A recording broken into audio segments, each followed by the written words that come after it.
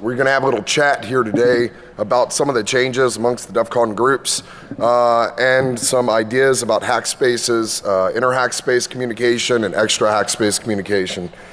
On our panel, we have Nick FARR, Dave Marcus, and Anarchy Angel. And I can let them go through and... Come on, shots. Yeah, shot. Come on. 5-hour energy shots, come on. Wake up, people, let's go. I know most of you are still in here because you fell asleep in the EFF's talk. So if you're just waking up, we're going to talk first about the DEFCON groups point items. I just became the DEFCON groups coordinator about a month ago. We have some very interesting changes coming along. Yeah, right. Black needs a beer. Who's got a beer? Yes, who has a beer? Anybody have a cold beer? No? Bring Black a beer. Bring it here, I'll take it. Excuse my voice, I've been yelling at humans all day. So with DEFCON groups, we've had some interesting things. Domestically, everything's pretty solid. You know, we have a pretty good infrastructure. I'm good. Yeah, we have some, you know, domestically, we have a pretty solid infrastructure. People kind of get it. Better treasure. They understand what DEFCON groups are. Internationally, we've had some issues. Just to get a few things out of the way, you cannot be DEFCON of a country. So no DEFCON of India. You can't copy the defcon.org website and then start your own up and start charging admission. I mean, it's kind of crazy that I have to be saying these things, but it's true. I'm talking to pretty much all DEFCON groups in India. On that note, it's a privilege to be a DEFCON group, and you know, treat it respectfully. So with that, I'm going to go through and let everybody tell you a little bit about themselves. Nick. Thank you, BLAKDAYZ. I'm Nick FARR. Most people know me for my work with Hackerspaces back in 2007. Back to DEFCON, way back then, we organized a trip bringing people from DEFCON to the CCC camp in Germany, where we showed people like Brie Pettis and Elliot and David Holton, a lot of people who went back to the United States and started Hackerspaces based on the German model that was going on over there. And since 2007, there's been an explosion of hackerspaces in the United States, and now Fucked up every single one of them. and Dave has his own opinions on that, and so that's why I'm happy to sort of present just a very brief overview of what's been going on since, and discussing a lot of the things that have been happening since 2007. Dave? Sir. I'm Dave Marcus. I'm known mainly for being Dave Marcus. Doesn't really require a whole lot of other explanation. My day job is being the Director of Advanced Research and Threat Intelligence for McAfee. But with Nick, I helped start a hackerspace in Maryland called Unallocated Space, so I'm happy to share my horrendous, horrible experiences of doing that and working at a disgustingly close relationship with Nick, who is a really tedious human being to work with. So there you go. I'm Mike Guthrie, also known as ANCH. I'm the coordinator for DC 503 in Portland, Oregon. I'm also a member of the Hackerspace Brain Silo in Portland, Oregon. And I'm calling bullshit. Why not? Oh, on yourself. I'm Adam Espedia, also known as Anarchy Angel, and I run DC 414, which is the Milwaukee chapter of DEFCON, and I hack shit. Fair assessment. So Nick has a little presentation about just in general Hackspaces. Have fun. Yeah, tell me about Renderman's talk, what happened today. I don't do bullshit. You are the bullshit.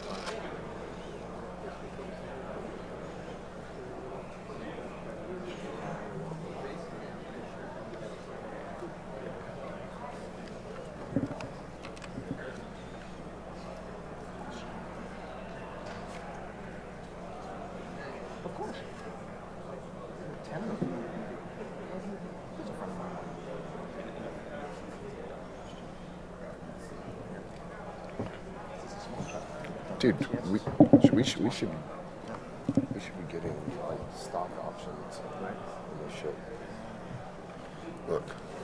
Why is people just asleep? Yeah. Yeah, the people who didn't leave are probably the ones who passed out. Just make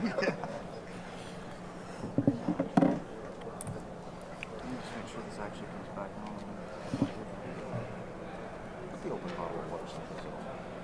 Probably drink it and not pay attention. Yeah. Can I get one of those?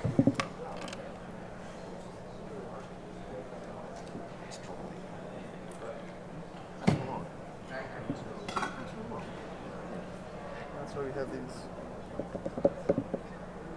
Do we have? Like, where's that showing up?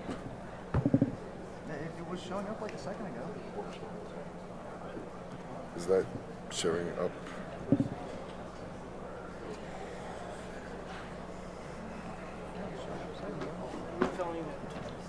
Displaying 101 here. Yeah. Watch the back. It was up. I understand. I understand.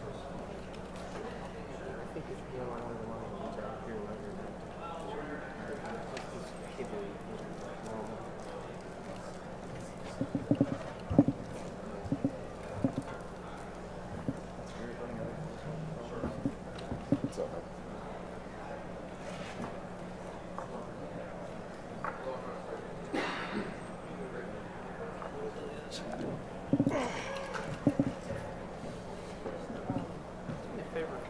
Plug it. Plug it back in. Yeah, count to 5. Yeah, plug it in and make sure it's swapped over. Then, is there a function screen? Yeah, no, I mean, it's on the screen. Okay. Will show you that it'll detect the display. I've been running into other dorky stuff, so I believe you. So.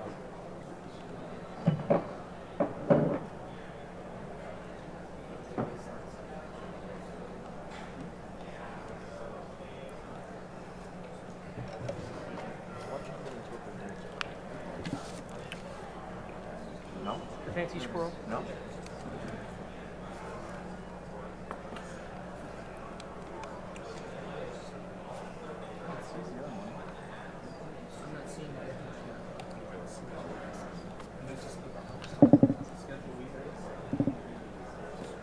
There you go. There you go. There That's you up. Go. There you You're go. up. Okay, now.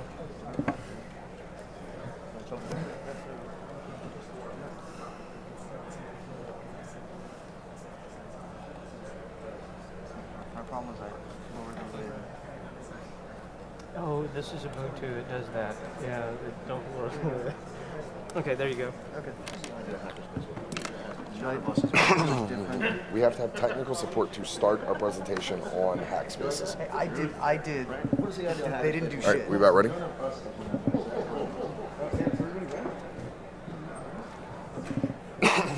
mic's on. Never do that. You never do that. You always go. All right. Hey, is that turned on?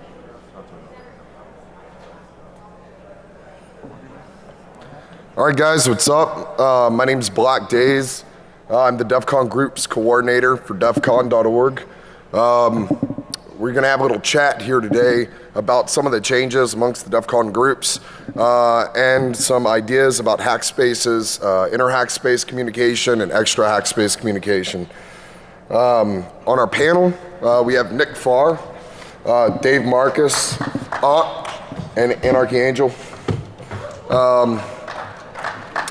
And I can let them go through and Come on, shots. yeah, shot.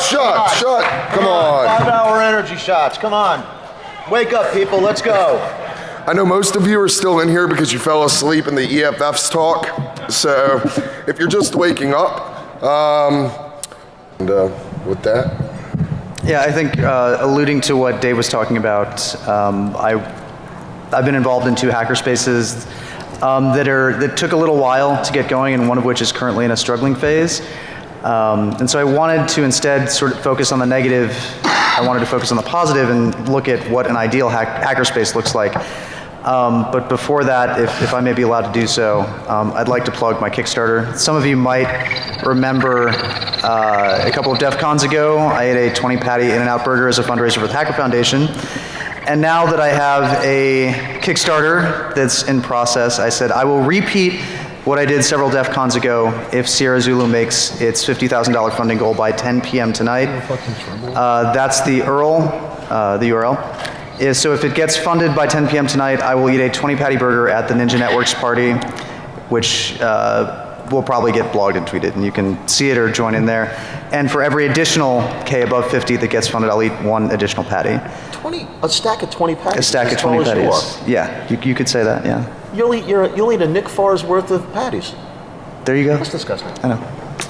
Just like you, Mr. Dave. That's disgusting. But getting back to the point,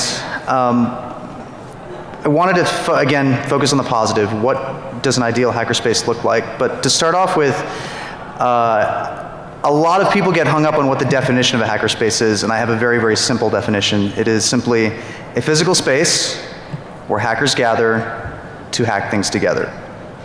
Not that complicated. Hackerspaces go by many, many other different names, but whatever you decide to call it, if it fits that definition, I'd call it a hackerspace. Ideally, the first thing that should come to your mind when you think about a hackerspace is a really awesome group of people who are dedicated to hacking and making things and bringing in more people to help them hack and make things. A lot of building that community is focusing primarily on teaching, learning, and hacking. There should be a constant intellectual stimulation going on inside of a hackerspace that's fun. Hacking in large part is about play and about discovery. And as a process of that, hackerspaces should always be coming up with new and cool projects. It doesn't matter if it's something that gets boing right away, but if it's something that's cool to you and your community and it's new and it's something that hasn't been seen before and it could or does inspire the larger hacker community in some way, that's the kind of thing, those three things together, people, teaching, learning, and hacking, and coming up with cool projects are what I believe an ideal hackerspace is all about. Hackerspaces are nothing new. How many people here have been involved actively in a hackerspace? Okay, and then keep your hands up. How many people have attended a hackerspace at least once? Keep your hands up. Okay, now everybody lower your hands. How many people have never been in, driven past, or have access to a hackerspace? Okay, so a minority of the crowd. Most people, those answers get better and better every single DEF CON. But there are hundreds of hackerspaces just in the United States. There's almost 1,000 throughout the entire world right now. And I wanted to go over some of the traps that I think a lot of hackerspaces fall into. Hackerspaces that are really successful, that are great at building a community, teaching, learning, and hacking, and coming up with cool projects you all know about. They're out there, they're constantly in the blogosphere, a lot of them make mainstream media. And what I really wanted to look at were the 6 sort of common traps that I think a lot of people who get involved in the community and get out there and start a hackerspace tend to fall into. The first trap, and I'm talking a lot of personal experience here, what happened in my most recent hackerspace, an allocated space in Severn, Maryland, is the thought that, we don't do that here. I don't believe in that at all. Real hackers can hack on anything. It doesn't really matter what it is. And ideally, your hackerspace will be looking at things that are beyond your comfort zone. If you're mostly IT people, you'll get into hardware. If you're mostly hardware people, you'll get into more of the InfoSec and the coding, things like that, because it's outside your comfort zone. It's something that you want to find out more about. Second really big common trap is the hackerspace. You have all the tools, you have all the equipment, but it kind of just becomes someplace that you hang out at after work, party, drink, play games, this sort of a thing, yada, yada, yada. That's all cool. That's a great socializing, and having a social space where people feel welcome to come into is an awesome thing, but it should be secondary to the things that you should be hacking on and working on actively in a hackerspace. Third trap that a lot of hackerspaces fall into, some people call this the founder's curse, is the leader with a vision trap. You have one really strong personality, and everything that happens in the hackerspace sort of lives and dies by the opinions and the whims and what other people perceive that personality to like or dislike at any one given time. Get rid of that. That's a really harmful trap in any kind of an organization that you're in. Successful organizations follow ideas and energy and passion. They don't follow people. And successful organizations welcome all sorts of different ideas, projects, and are always bringing in new people and new ideas and breeding off of that enthusiasm that comes when you have a constant supply of new and excited and talented and passionate people coming in the door. Again, single point of failure is the next big trap that a lot of hackerspaces fall into, where maybe it's not something where you have a bottleneck at the leader, but in various different administrative functions in your hackerspace, or there's one person that always does that one thing. Just like in real life, where you should have backups for everything and start eliminating single points of failure everywhere in your process, you should have backups for your key leaders and admins. One of the really big things, one of the first things they teach you in whatever kind of leadership class you're looking at is that the best leaders start training their replacement immediately, because that lets those leaders get up to the next level of whatever organization or movement or whatever it is that they're doing. They know that they can, one, disappear. You know, things happen to people. Accidents happen. People get burnt out. Everybody that's in a critical position, no matter what it is, if it's a critical project your hackerspace does, if it's the treasurer, if it's the person that's responsible for scheduling things, no matter what it is, if it's a critical function, that person should be finding and training their replacement right away. And then the second to last trap that a lot of hackerspaces fall into is what I call the Tasmanian devil trap. Some people refer to this as drama, some people refer to this as interpersonal conflicts, but regardless of all of that, if you're not learning, teaching, hacking, working on something, or figuring out what you're supposed to be working on, you probably shouldn't be in the hackerspace. So much energy gets burned up on everybody in the space discussing one particular personality who's creating a roadblock to teaching, learning, and hacking in a hackerspace. It's very simple. If it's clear that a person or a thing or whatever is not contributing to the hacking in a hackerspace, they should leave or they should be asked to leave. And then the final problem, which like anything in life is always a problem, how do you manage your resources? So many people try to solve a money problem by thinking about different schemes or things that they could do to raise money or different ideas, and that's the wrong focus. If you are having money problems, you should be thinking about how you can bring in more people, new ideas by doing different classes, events, working on cool hacks.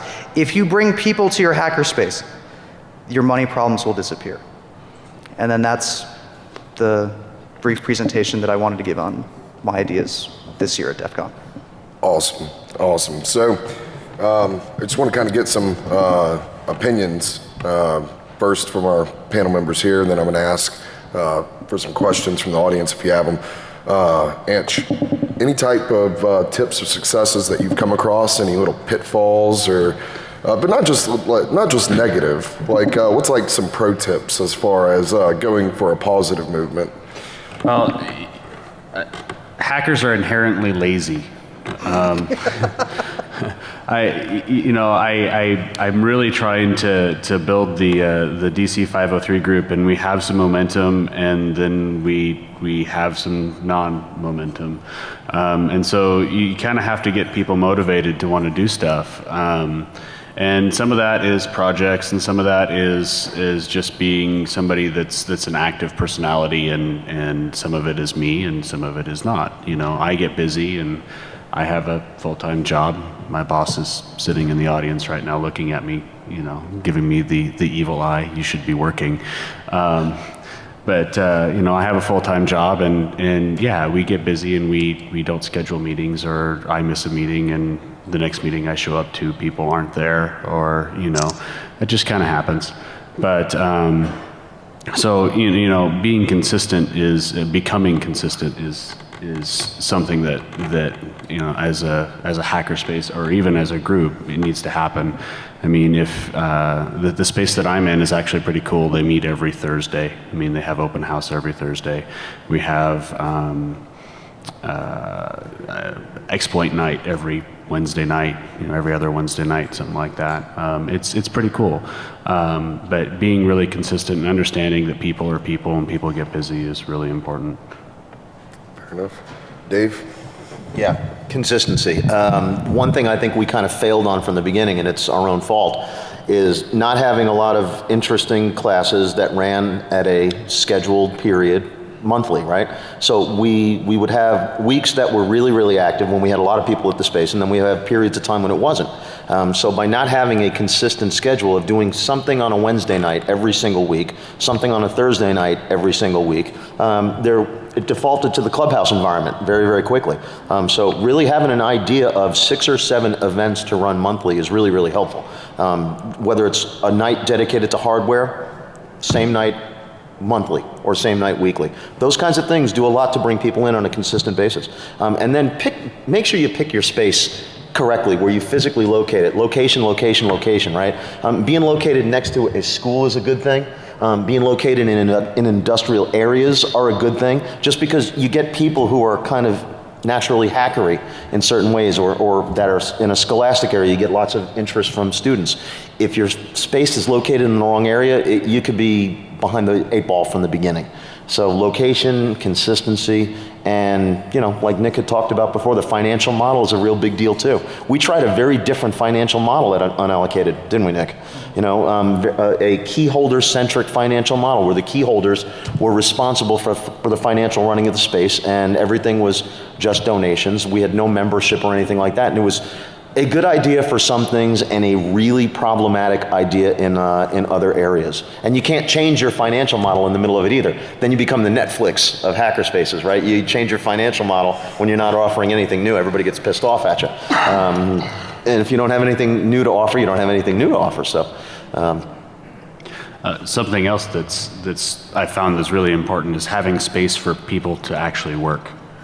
The space that I'm involved in right now, it becomes cluttered really, really fast. I mean, you get donations of hardware and various pieces of stuff that people don't want, and you have people that don't turn it away. You become their drop point. Yeah, we had that same problem too. People would just drop CPUs off to us. Yeah, I'm not kidding you. I walked in the space one day, and there was a stack as tall as me of rack mount PCs that were worthless. And if you're doing technology disposal, that's real cool. If you're a technology disposal place, because then you can make money from the recovery of the circuit boards. But if you're not, what you are is somebody else's fucking warehouse. Yeah. And that shit takes up space real damn quickly. And when you've got 800 CPU towers, and you don't have a project you're working on? It's true. I mean, DC225, man, I could create a Google worth of Beowulf clusters. I mean, I have a metric shit ton of racks and rack-mounted servers. If I get one more Dell 2860, I think... We have a wall full of those huge CRT monitors and stuff like that, right? Yeah. And you don't want to turn it away because you may have a cool project you want to do with it. More often than not, it's going to be a big fucking wall of CRT monitors. You know, but if you make it into like an art project or something like that, it becomes interesting to do, but you don't have a lot of people that'll say, I'll take that big pile of hardware and turn it into an art project all the time. There's a reason corporations pay 20 grand to recycle a pile of crap. Or another thing that I kept saying, and I never had time to do myself, is if you've got a big pile of whatever it is, start taking it apart. Figure out how it works. You don't have to have a solid idea of what you want to do with it, but it's junk. Yeah, well, there you go. Smaller piles is better than, smaller piles is better. Smaller piles is better than bigger piles, and you learn something by taking anything apart, or just destroying it. Like how to get smaller piles of shit. Yeah, exactly. We had tried to rip apart the CPUs into the circuit boards and then tried to attach all the circuit boards together and try to make art out of them and stuff like that. And it's one of those things where, go to your consistency thing, right? It's a great project that everybody works on for 4 hours, and then nobody ever works on it again. And then it never gets cleaned up. And it never gets cleaned up. I'm of the considered opinion, a good hackerspace starts more projects than it ever finishes, right? Because it really should be about, starting cool projects and stuff. So it's not important that they necessarily get finished, but don't leave a fucking mess. Yeah. The clean your shit up after you're done is really, really important. We had a real problem with that too. Oh yeah. It's a real problem, and and that's where I think people get really pissed off at personalities. That's where your personality conflicts come in. Is you'll have some people who end up cleaning up the space more often than others clean, and that just causes resentment. It's like, don't let that fucker in anymore. He always leaves a mess. Or such and such is drunk up in the loft again. Kick him out. The Loft is an awesome project. You should talk about that. So, Dude, the loft is awesome. and Luckily for DC 414, we're still growing. We got maybe 20, 25 people. So back to consistency. I try to make every single meeting, no matter what's going on. You know, I'll drop everything. But we also have it planned. You know, it's the first Friday of every month, and it's been that way for the last 2 or 3 years, I do believe. And so I mark that on my calendar ahead of time. My bosses know this is what I'm doing. And then back to one of his points was don't make partying a priority. Well, we kind of do, but we don't do it at our meetings. We have 2 separate meetings. We have a technical meeting where we talk about, you know, technical junk. And then we have another meeting where we just get drunk and shit-faced. And we do that every month too, but the day for that is more fluid, you know. Whenever anyone can get ready to get drunk, we'll all pick out a day. Quite recently, though, we've been doing. Yeah, quite recently we've been doing onto projects. We've been using our social gathering, which is essentially what I call it, for making a room in a haunted house, so that, you know, we go completely outside of the tech field a lot. We try, like for instance, making a haunted house. You know, that's not something that, as far as I know, no other group is doing, which is kind of cool, I thought. And other than that, you know, we just try to have as much fun as we can, and still learn something. At the meetings themselves, we don't usually take stuff apart or anything like that, but we try to have a presentation, a couple presentations at each meeting. And the presentations, you know, reach from failing at web hacking to making hydroponic bays for plants. And plants. I love plants. Yeah, The Northwest. to lock picking, to, you know, modifying laptops, and just all over the spectrum. We try to keep it all over the place because we have a couple of guys that are techies, we have a couple of guys that are hardware freaks, and then we have a couple of guys that don't know anything about everything but know a little bit about everything. You know? So we try to keep the spectrum super open.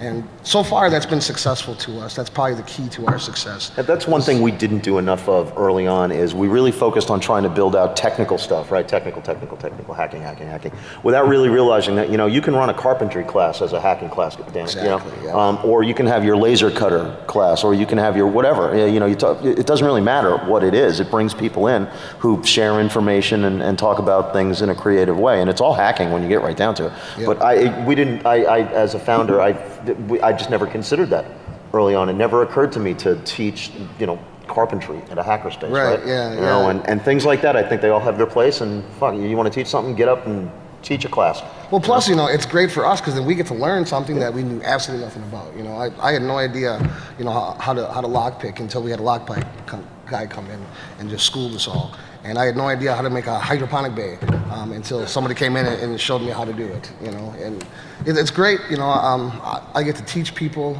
and I get to learn a whole bunch, which is awesome. You know, you couldn't ask for anything better than that, really. You brought up a really good point earlier too. You slot time for fun. Yeah, definitely. You know, having fun is a super large importance about, you know, what we do. I mean, I do this. Work is not work for me. Work is fun. You know, and hacking is fun. And so, you know, you need to make time for fun. I call bullshit on your job comment because your boss is in the audience. I call bullshit on your job comment because your boss is in the audience. You guys need a set of these. I mean, Oh, when he starts speaking, you guys could just These are awesome. leave it up. Great, right? These are up here when we got here. They're really awesome. Yeah. We took the party thing, I think, a little bit too much of the limit when we first started on Unallocated, because I Don't think you have a ban on like liquor or? there was a period of time I thought we were going to die. I just gotta say, I gotta say on the ban on liquor. We were going through bottles of Jägermeister per night for a week at a time. I thought there was a period of time we were going to die. And it set the wrong tone for the space after a while. It turned a lot of people off, rightfully so. You know, we're a bunch of drunken idiots. Well, for the first month and a half of the space, that set the tone of the space. Yeah, see, I don't know. See, at DC225, we make it a point to get drunk weekly with one another. Yeah, it was hourly for us. Yeah, you know, we try to keep the whiskey out of the picture just because, well, I mean, we like the stuff that we have working to still work after. Our nickname, our tagline was, "We're a drinking space with a hacking problem." And it was well deserved because it was out of control. And again, I think it set the wrong tone for the space, and it was hard to recover from that. I have to say, your flame vortexes were fucking cool, though. Yeah, we are the home of the fire tornado. Of course, everybody can see that picture on my iPhone up here. But that's what we're known for at Unallocated, is fire tornadoes. We've gotten 30, 40, 50-foot fire tornadoes. What?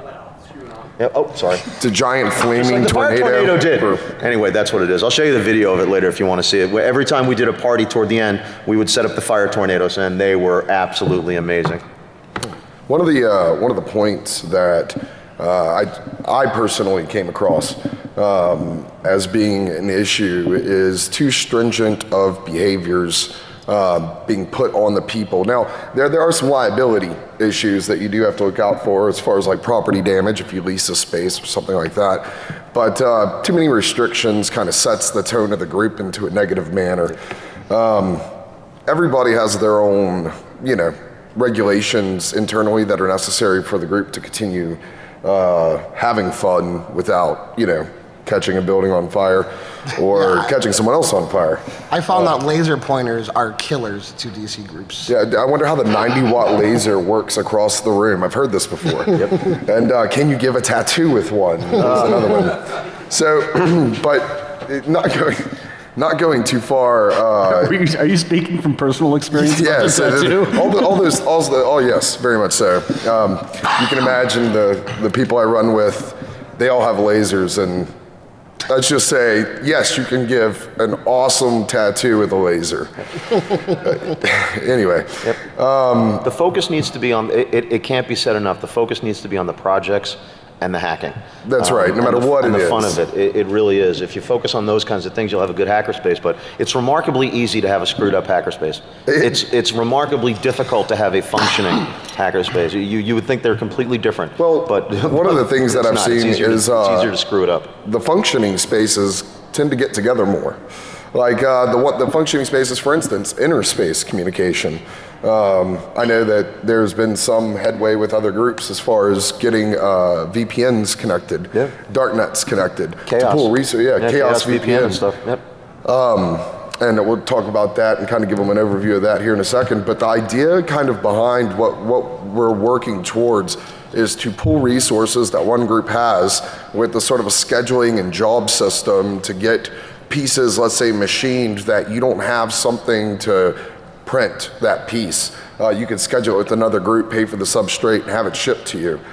If you take a look at the Red Bull creation that 23B just did, you know, there were labs sending all sorts of cool ass pieces, and you know, they put in I think a Null Space Lab sent a bunch of stepper motors via airmail, and just in the middle of it, you saw sort of this project come together in a 72-hour space, and other groups were the ones who supplied a lot of the parts. I wouldn't say the predominance, but I mean, there was a whole lot of intergroup you know, communication and intergroup sharing of resources that came together and really benefited the groups more so than they were individually. And that's kind of what we're trying to do, is get groups provisioned who are active and functioning. So with that, I'll let you explain sort of what the Chaos VPN is, Dave. Oh, me. Yes, the Chaos VPN is kind of what it sounds like. It's a VPN run out of Germany, right, Nick? The admins are out of Germany. Sorry? Hamburg, out of Hamburg, Germany, and it's a simple setup depending upon the box or the router that you're running, and it essentially connects you to hackerspaces worldwide, and even other hackers individually worldwide.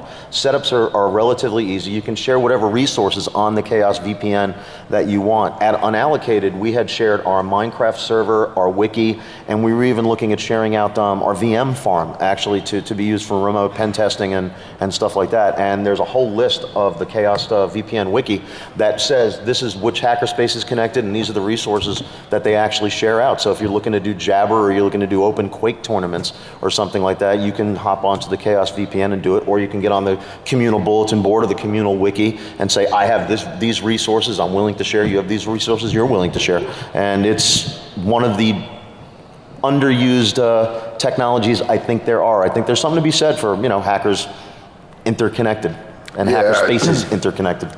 Yeah, that's a pretty big, like a pretty big focal point going forward, at least from my perspective, being a coordinator, is getting resources for people to share. So just kind of look in the next coming months for your DEFCON groups. There's going to be a darknet that's going to come up, sort of an unofficial intergroup darknet that's actually been in the work between a few spaces in the South.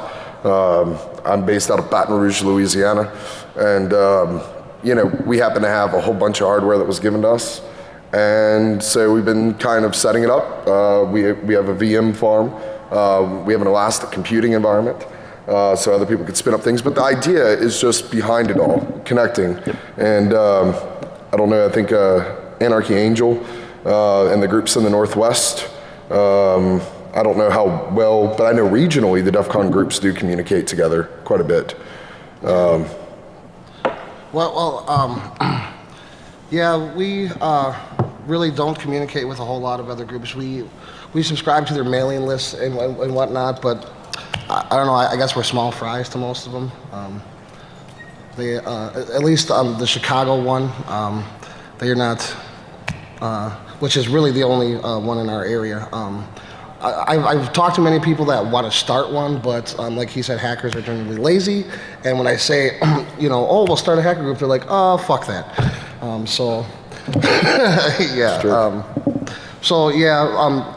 The only other major group in our area would be Chicago, and we just haven't had too much success in communicating with them.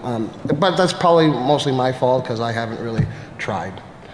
Fair enough. But the idea is to get a forum in an area where those groups can easily communicate with one another. Also, DEFCON forums is a great place to find other people in your area. There's a whole section for it. Yep.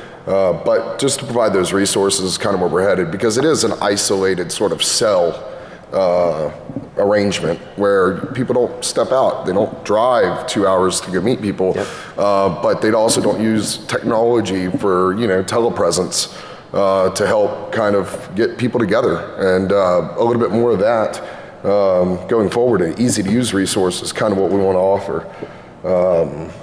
And with that, I think, you have anything else to add, Nick? Should take questions. Yeah, that's what I'm about to say. With that, if anybody wants to walk up, there's a microphone right here. We got, 20 minutes? Step up, ask any questions. One guy. I like this guy. How's it going, guys? This is really cool because I'm from laboratoryb.org. We're out of Burlington, Vermont. A bunch of the guys running the DEFCON here out there. We've had our space for about a year. We had a false start 2 years ago, found another space. What's your experience been with your relationship with the greater community? We've recently been featured in the local newspaper along with a number of makerspaces and fab labs and things popping up all over. What are the best practices in terms of that relationship? How do you see that working? That's going to be dependent on a lot of your members, right? For instance, if we've done real good with Reddit groups and things like that because we've had people at the space who are Redditors, so they've talked it up on Reddit a lot, and we've gotten a lot of publicity through that. We've done pretty good at one or two local universities. They've come in for lockpicking night, they posted on the boards about it and stuff like that. But that comes down to, I think, sometimes to your local members and what they do, and then them leveraging their own communities. If you got a lot of young students, you'll get mad activity from from their student body and stuff. And great things like lock picking night is, who doesn't want to learn how to pick a lock, right? I mean, everybody will come in for that, especially if they're, kids in school. So the more networking you can do, the better, Nick, you've had more experience than that. I mean, again, it depends on the area, but the three big things that I think always work really well. One, and just in order of simplicity, one, just writing press releases. There's a lot of lazy media out there that is looking for somebody to write articles for them. So write the article that you want to appear and just send it out to as many news organizations as you can. This works better in smaller areas where there are more small town newspapers or small town radio stations and things like that, not so much in big cities. The second thing is get excited about other Hackerspaces projects.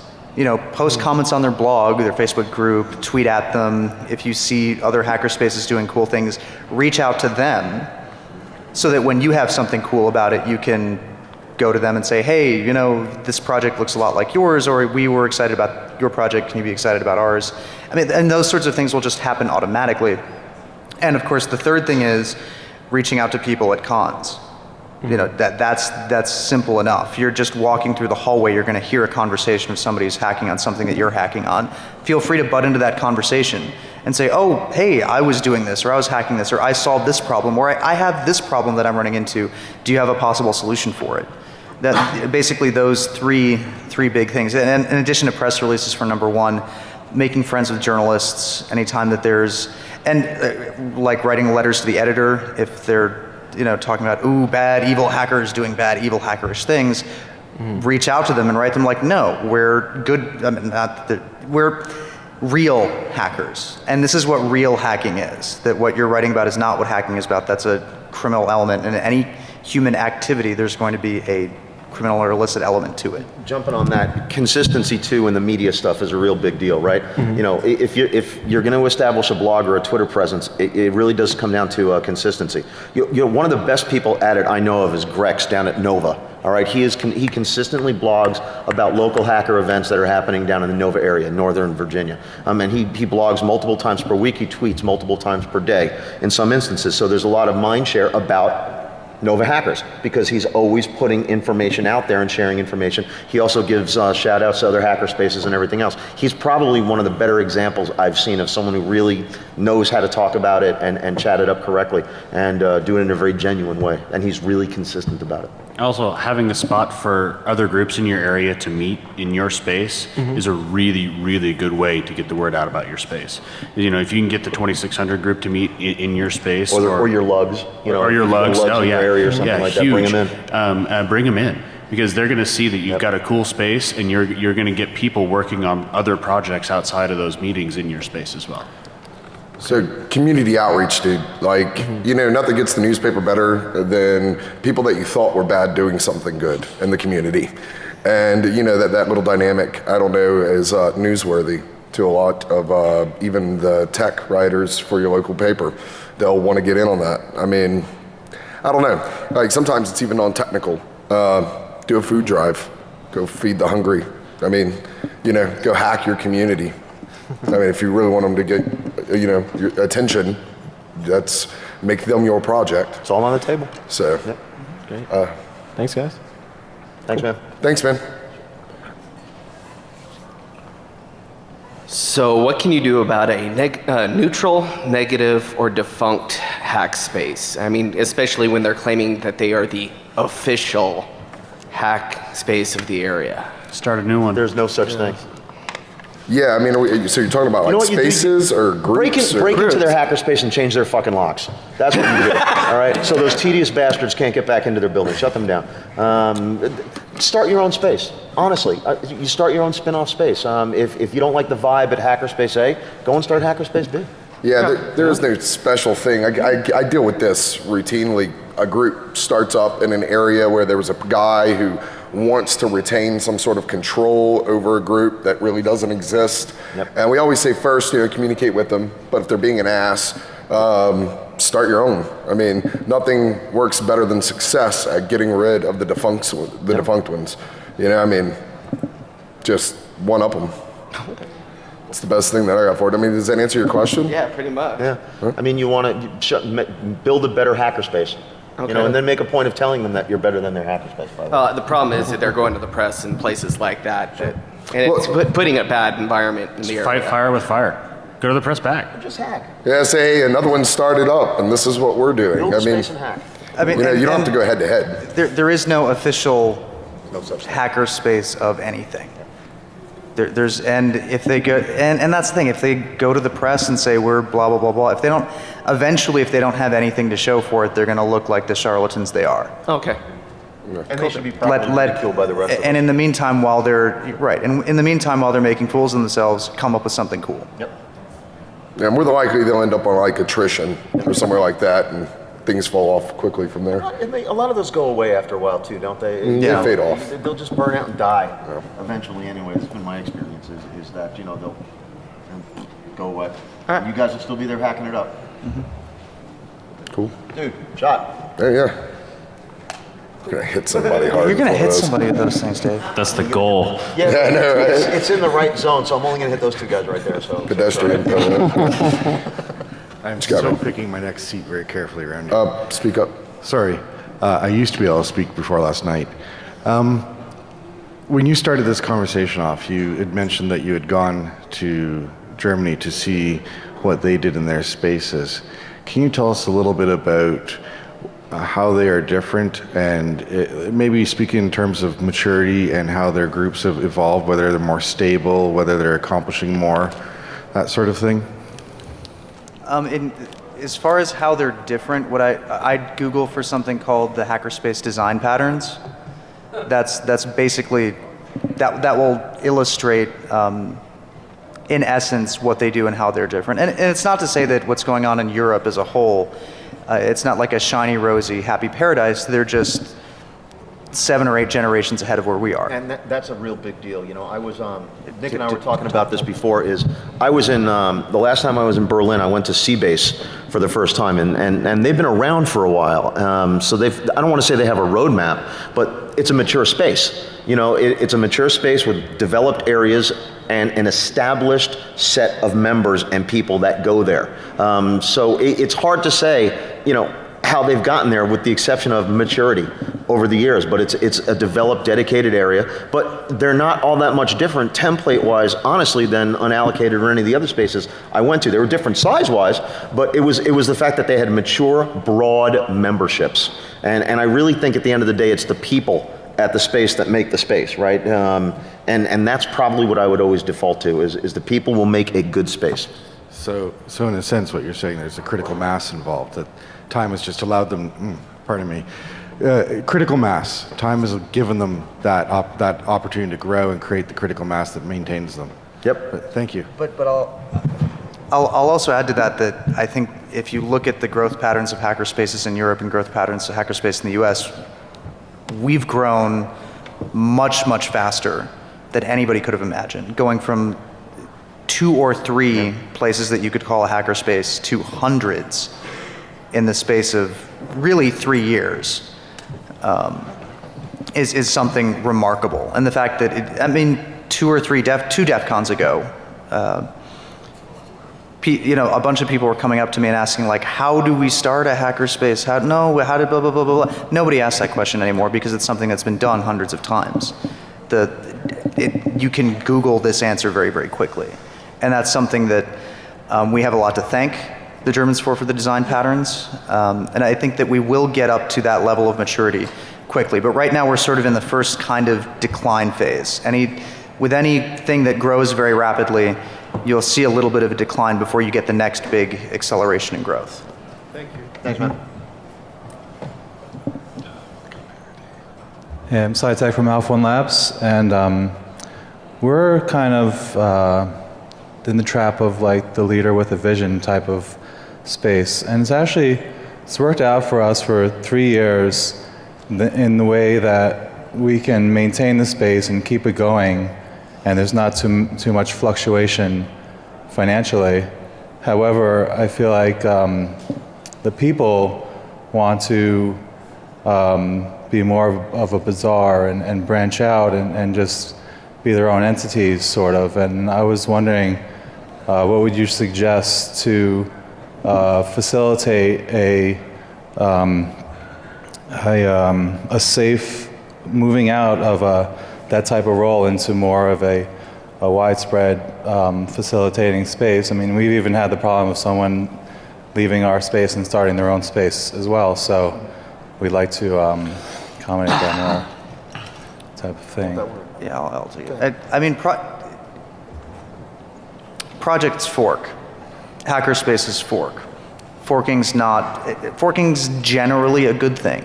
It doesn't always happen for the best of reasons. It usually happens because there's a personality conflict, but that's good. There are now 2 hackerspaces where there are 1, 2 communities where there used to be 1. As far as, what the leader should do, and it was a group of, say, 2 or 3 people who started Hackerspaces and then were sort of nudged out or didn't feel comfortable or left for whatever reason. And that group now, I mean, we could probably have a panel discussion of 20 people who've been edged out of their hackerspaces for whatever, or felt like they had to leave their hackerspaces. In a lot of ways, if somebody, usually the people, the personality types that it takes to start a hackerspace are very strong personality types just to get everybody going, to plow through all of the obstacles that it takes. And then usually when that person is no longer needed to be in that sort of leadership visionary role, the best thing for them to do to let the space grow and mature is usually just to step aside entirely. Yep. And not go off and start a new hackerspace, but go and be a regular peon member of another hackerspace and let the hackerspace grow and mature in and of itself. People establish certain patterns at the beginning of any kind of a relationship, and for whatever reason, those patterns will persist. And until you feel that those patterns have been broken, it's usually better to just absent yourself. Cool. Thanks. Dude, thanks. Watch out. Yeah, incoming. All right, we have what, maybe 4 minutes? Or 2 minutes? Yeah, I'm actually going to pack up and leave. Okay. I gotta go to another talk, so. Okay, all right, 5 minutes. All right, next question. Yeah. I have a question for the newer. You want to come to my talk too? Let's go. Go ahead, man. Yeah, when we talk about growth, especially for the newer groups, should they be taking more of a messianic approach of actually going out and trying to get members? Because the people that do want to be in a local, they're going to find the group. I mean, how much effort should really be put into growing the group? Well, all right, so like membership drives, if you will, kind of the things behind it. You can go out and we have a lot of people come to our group who drive for like an hour and a half because they really want to be part of something. But if you're in that lull phase, getting drives, just by putting a group out there, mentioning where you're at, making it good public awareness as to, hey, we're gonna be on Tuesday at this place once a month or every week, and make it something that isn't, that's openly accessible, whether it be like our group plays trivia every Tuesday at a local bar. And that makes a real sort of easy entry. And other people in the room hear you, they see you as a cohesive unit, and they kind of gravitate towards you. Let me add to that too, is look at non-hacker spaces, or non-hacker places or non-IT places, right? I think one of the most important things to do is make hackers out of non-hackers, right? You take your non-hackers and turn them into hackers. To do that, you have to go to the places that the non-hackers are, right? So if you're looking to expand the base, it's a good thing to reach out to some of those areas where you wouldn't necessarily find hackers necessarily, but looking into those other communities. Schools are great places. Engineering universities are great places. Things like that. Reaching out to those kinds of pockets of people are good ways to bring in new blood because they think differently than we do, and I think we become better hackers by bringing in broader sets of talented people. I could add to that by saying what's worked for us a lot is word of mouth. Word of mouth has been great for us. We've gotten probably 50% of our membership that way. The other 50% usually find us on defcon.org, so that's an awesome resource. We've got 1 minute. Oh, and 1 minute, okay. Yeah, that's been awesome for us, and we hand out flyers, and we also have a area that all the groups in Milwaukee use, and for that has been great for us. As you know, I hate to cut you short, but I'm getting the signal that it's time. We do have a Q&A session directly across the hall in the Q&A room. If you had any questions you wanted to keep ask. But sorry, I wanted to thank you all for coming out. I hope to see you all soon around the conference. Just come by, say hi. Have a great day.